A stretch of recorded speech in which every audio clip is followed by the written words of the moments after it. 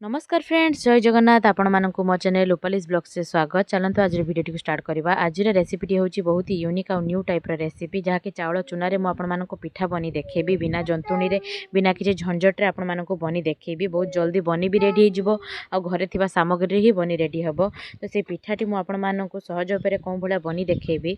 चलतु मुझे वीडियो रे देखौची। चाउल चूना रे नुआ प्रकार पिठा बनाया ये देखो ये गोटे नहीं बाउल एवं एदे एक कप्रे मापिकी गोटे कप चाउलर चूना। तो यहाँ हूँ 240 ग्राम कप। एक कप्रे मापिकी मुझे गोटे कप दे दूची चाउल चूना। तापर ये देखो ये 3 चामच मुझे दे मिल्क पाउडर। तापर ये दे दूची मु स्वाद अनुसार लुण।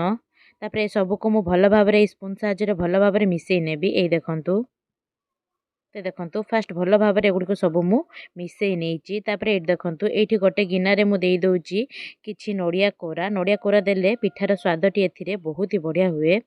तापर देखो पुणी थे एगुड़िक भी मुझे स्पून साहाय्य मिसई नेबी चाउल चूना सहित, माने नड़िया कोरा को आउ चाउल चूना को। ये देखो मुझे भल भाव मिसई नहीं। तापर ये मीठा पाई मुझे देवी गुड़। तो ये लिक्विड गुड़ जो कप्रे मापिकी मु चूना देती से सेम कप्रे मापिकी हाफ कप मुझे दे लिक्विड गुड़। तो ये देखो तापर गोड़ सहित चूना गुड़ी को मु भल भाव हाथ साहाय्य मिसई गोटे डोर सेप देदेवी। ये देखो तो ये देखो मिसई सारापर ये मु गोटे सॉफ्ट डो बन चाउल चूनार। तापर नेक्स्ट देखो ये मु गोटे प्लेट नहीं नौची। तापर देखो ये मु गोटे ढांकुणी नहीं गोटे डबार ढांकुणी। आपंक पाखे जेकोसी डबार भी ढांकुणी अच्छी आपने नहीं पारे, बट डबार ढांकुणी देखिए बेसी बड़ साइज रही ये देखो ये ढांकुणी एवं मुझे रिफाइंड तेल दे चारि पाखे स्प्रेड कर नौची। तापर ये देखो ये मुझे दे गोटे काजू। एवं काजू उपर ड गुड़ी को देखो मुदेदेवी, माने आमर ठिपारे ड गुड़ी को दे गोटे सेप बनई नेबी। आपड़ चाहिए आप जेकोसी सेप भी बनई पारे। मुझे जस्ट टे सुंदर देखा ये ढांकुणी साहाय्य आपण मानक मु बनी देखौची। ये देखो तो ये देखो टिके टेप कर सारा पर लेउटे ढांकुणी टी को मुझे टेप करदेला को केते सुंदर आमर गोटे पिठार सेप हो गला देखि पारथिबे आपण माने। सेकेंड रे भी मु आउ गोटे पिठा भी से भले आपण मानक बनी देखौची। ये देखो फास्ट मु काजू रखीदेली, तापर किछि डो नहीं नेली आमर जो चाउल चूनार डो नहीं नेली। तापर देखो ताकू टिके समान करदेली से ठिपारे। तापर देखो से ढांकुणी टी को मु लेउटे दे उठे आनिला को देखो केते सुंदर सेप हो गला। से सेम प्रोसेस रे सबुतक देखो एगुडी को मु बनी नहींची। तापर चलतु एगुड़ी को आम स्टीम करनवा। देखो नेक्स्ट प्रोसेस रे गैस उपर मुझे स्टीमर चढ़ई देती भल भाव में गरम करनी। एबे देखो ढांकुणी खुली मुझे देखा स्टीमर में गोटे कपड़ा रखीदे।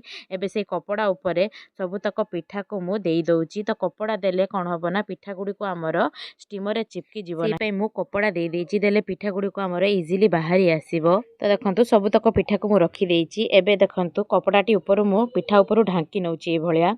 तापर एबे मु स्टीमर ढांकुणीटी दे याकू मीडियम फ्लेम रे 15 मिनट पर्यंत स्टीम होगा पाई छाड़ीदेवी। तो ये 15 मिनट पर मुझे ढांकुणी खुली देखौची। ये देखो ये कपड़ाटी हटे भी देखौची पिठा गुड़ी को आमर डबल साइज रे हो गलानी।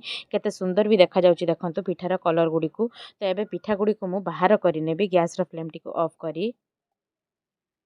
तो ये देखो पिठाटी बाहर कर सारा पर गोटे सर्विंग प्लेट रे मुझे आपको पिठा गुड़ी को सर्व कर देखा। ये देखो पिठा गुड़ी को स्टीम कर सारा पर केते सुंदर कलर देखा जाउची देखो जमीतिका देखा जाउची खाइबा तार टेस्ट भी सेमितिका। तो चाउल चूना रे मुझे आपको बहुत ही इजिली कम टाइम रे गोटे बढ़िया रेसिपी बनी देखली, जहाँकि खाइबा बहुत ही बढ़िया लगे।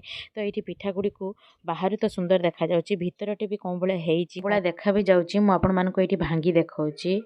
तो ये देखो भांगिला मात्रे ता भितरटी देखो केते सुंदर देखा जाउची, पूरा परफेक्ट हो जाइची। तो ये पिठाटी आपण माने स्टोर करिकी फ्रिज रे रखिकी खाई भी पारिबे। जेतेबेले भी आपण माने खाइबे सेतेबेले टिके एई भला स्टीम करनियंतु, तापरे खांतु। पिठाटी बहुत ही बढ़िया लागिबो।